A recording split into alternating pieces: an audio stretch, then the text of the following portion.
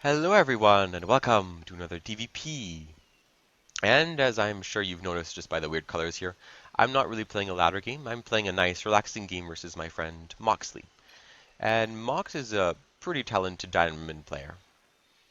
Um, for those of you who don't know Mox, he's probably better well known as the Terran player Exiler. And if you've ever heard of Exiler, it's probably because he streams his games every now and then on twitch.tv. But even though he's playing protoss, he's not really off racing because Mox used to play protoss before he switched to Terran in Heart of the Swarm. Don't know how long ago that was, but it's always fun playing against him because he has a really good knowledge of TVP. It's always fun that way. And I've played against him a couple times, and I've noticed that this is something he likes to do. Prob harassing. That's so annoying.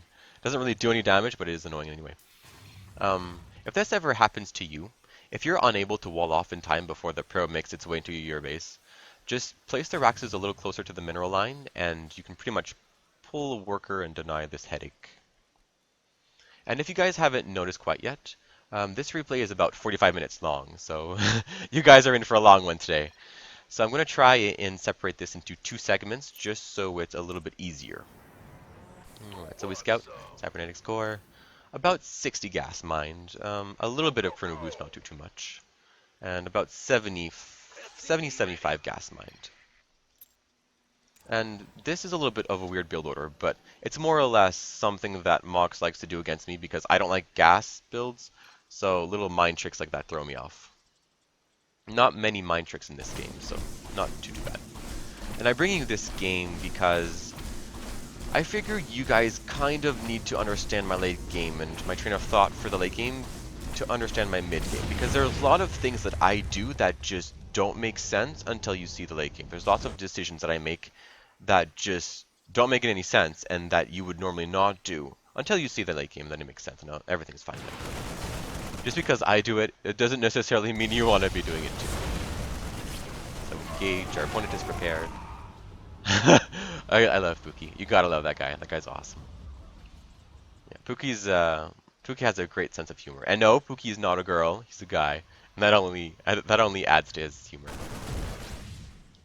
And try not to do this because building bunkers will actually cut into your marine count. I do this because, well, mind games once again. But it's something you should watch yourself. Yeah, try not to do that. So anyway, behind this looks like I'm still ahead with the economy. And Moxley here actually tried to play a game where he would be economically ahead or even with me, which doesn't really happen very often, but it's good to know that that's just what he's doing this game. I'm building another bunker, not because I want to, but because the game previous to this he actually tried to Alden me, and I don't want to fall for the same thing twice.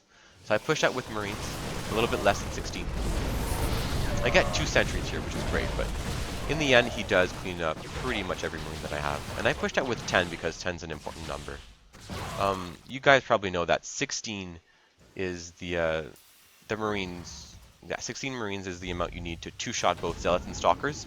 10 is the amount you need to 3-shot both zealots and stalkers, which is good to know. So already our opponent is getting an observer, which probably means robotics. Let's see what he's doing. Yeah, he's going for Colossi. And our opponent does scout the in-base third, and this is this is a little bit frustrating as a protoss. If a protoss ever scouts an in-base third, it always feels like they need to compete with you. They need to have their own third. And because Mox is going to try to compete with me economically, he's actually going to try to throw down his third. I see this, of course. So yeah, but the real advantage of going my style is that you can actually delay third, which it pretty much secures you the economic advantage that way. Now I do push in and try to retreat because I snipe. Well, I see this third. I think, can I snipe it? Nah, I'm just gonna go for the throat here. I'm just gonna engage. Attack the Colossi. I almost get it. And I take everything out. I'm gonna just take out the Colossi and get out of there. I'm gonna stim and just try to do as much damage as I can, then get out of there again. Just trying to force a reaction and, well, just escape. And I don't mind the damage from the stim, just because I'm going to get medevacs in the next minute or two, so it's not too bad here. And I'm sure you've seen me or yeah, you've heard me say this before, but I'm not a player that really likes getting ghosts unless I absolutely have to. And there are situations in which I'm not going to get ghosts, which you should probably get ghosts. But the reason I don't like ghosts is because, well, a couple of reasons. Two mostly. There's two big disadvantages that ghosts bring. First, they're not big. Okay, ghosts are small. They're small as marines. They're not marauders. They're marines. The size isn't that great. So, although they do cancel out storm, on the odd chance that you get clumped up from the storm, or if there's a Colossus around, they still take as much damage as the Marines do. They still clump up. They do nothing for spreading out your army, which Marauders help with that. Looks like I do pretty big economic damage here. A little bit too overzealous, loses a Colossi, loses the third and some probes, but I'm going to retreat because why not? I hit right before storm, which 16 is a good timing for. It's a standard timing for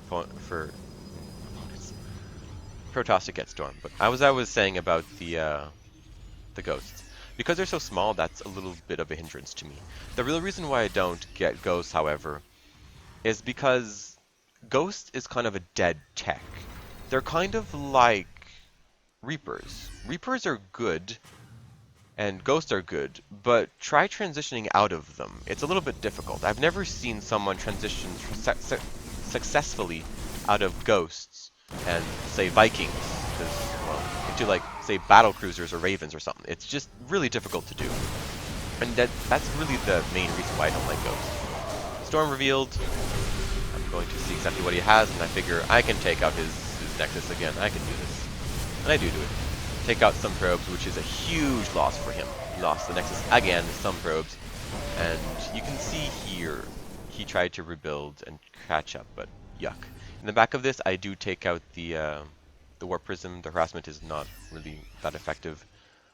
And from this point on, I would normally end the game because there's nothing much left here.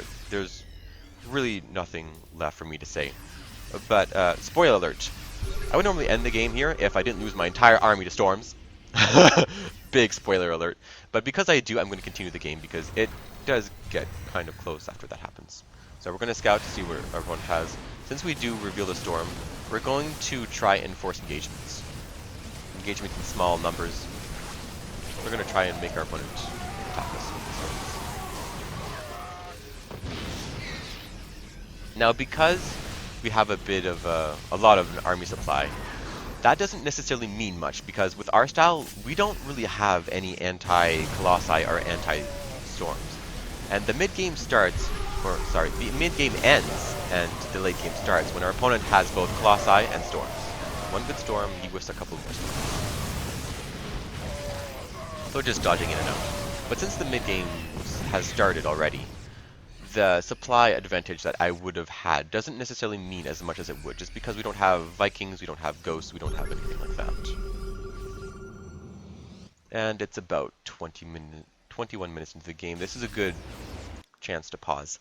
I'm going to end this video pretty much here because this is the best chance to pause, just when the late game starts, sorry. Yeah, one of the ways that the late game starts is the combination of a decent amount of Colossi and Storms, Hard Templars. The other way is if you have 3-3 already done, which I'm a little bit late with 2 plus 2 mech. I normally would have it done, but oh well. Yeah, I have to tell you, the reason why I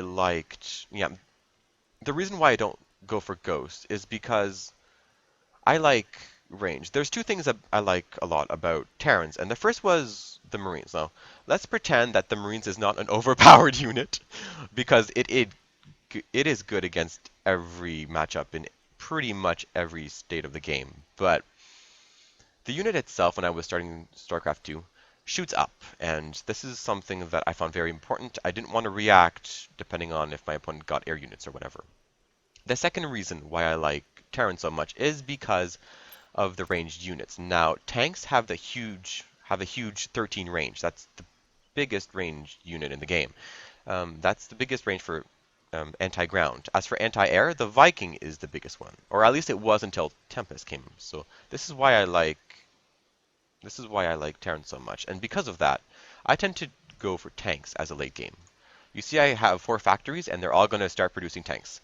This is my late game. My late game is mass bio with medevacs, Vikings, and tanks. And although it works for me, it's not something I can recommend because tanks are really difficult to it's really difficult to make tanks work in TvP. It's not something that's easy, but it does offer a couple of things that ghosts just don't have. They don't offer that. And we'll go into that during the next video. I'll end the video right here, and I hope you guys liked it. Hope it was informative, and I'll see you guys next time. Bye bye for now.